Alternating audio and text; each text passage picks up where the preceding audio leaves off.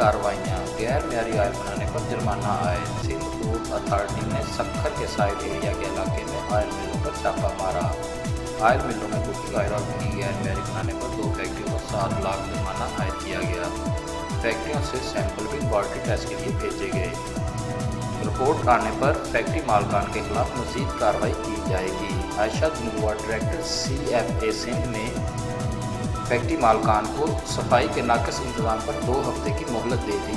म्यार को बेहतर न करने पर फैक्ट्रियाँ सील भी की जाएंगी।